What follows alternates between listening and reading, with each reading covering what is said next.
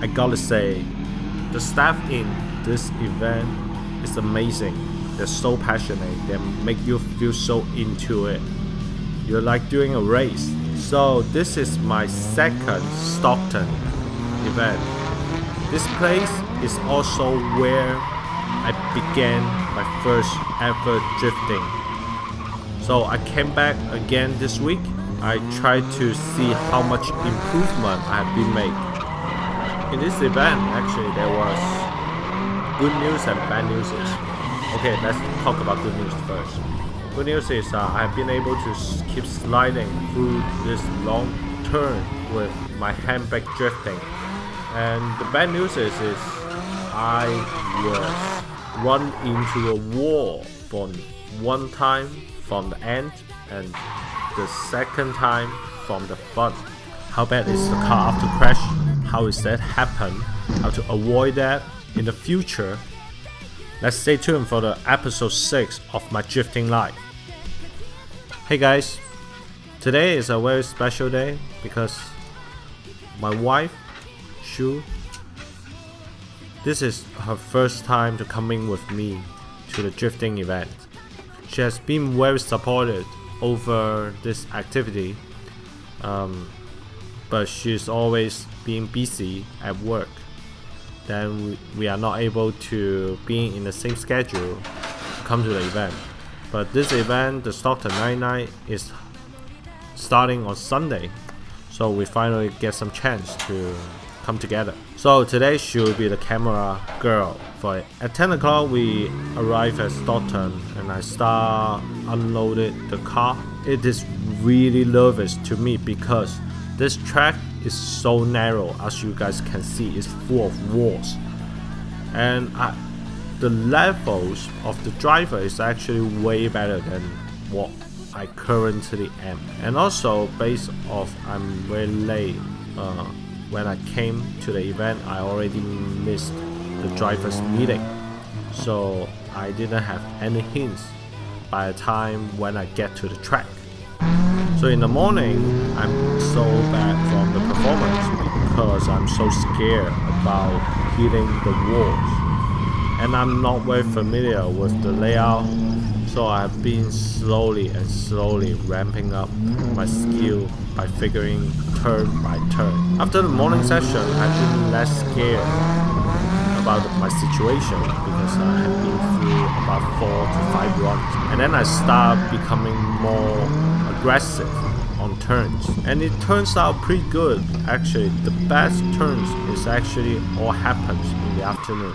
After a couple successful runs, it makes me overestimate my skill to handle this track layout. I also didn't notice the front tire is being worn out pretty bad. By the turn that I try to initial, rather than oversteering, I start understeering and run straight into the wall, as you guys can see. After I noticed that, I quickly tried to turn it over, but I think the speed is too much and I end up braking, but it is too late and it crashed into the wall. After the crash, the first thing I try to do is get out of the track because I don't want to block the way from the other drivers, and I try to start it up, it stops, and I don't know if there was any leaks from it, but from the crash that I feel it should be very minor. And since the car was being started, I start to feeling if there was some clunky noise after the crash, but it feels normal. So after I drive it out and I start to have the car idle and see if there was any leaks or any sort of damage from the outside that I can see mechanically. Oh, thank you. It feels like it's only the body damage, which is very minor, and the most serious one probably is the headlight is missing from the crash, and the crash bar from the front is being bended. But it's the purpose to have the crash bar because you want to protect the car, and they're functioning pretty good to protect the car, so which makes me feel really lucky.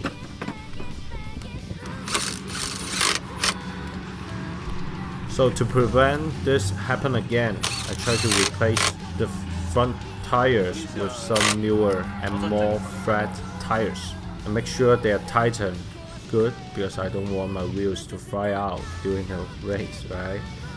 And after that, double checking there was no leak, no mechanical problems, and then I'm ready to run again. So after I get back to the track, I've been practice the handbrake jerked over and over again. I've been no fair anymore. After the new tire has been replaced, the car is actually much more controlled compared to before. But after the event, I actually asked the experts how this happened.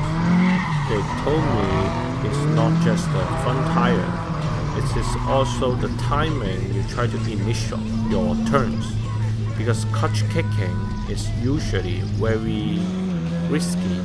If you not control it right, it might end up to be not able to initiate and it start understeering. So that's also part of the cause with my crash. So after several runs, I start notice my left turn is not as good as my right turns. I think it is also the alignment issue from the crash. It's about 15 runs today. It is the most complicated track layout I ever met. It's also the most dangerous track layout because it's full of walls compared to the regular Sonoma events, because the harder makes you better. So that's it for today's episode. Thank you guys as always to support my channels and subscribe to follow the next videos. Stay tuned and see you next time.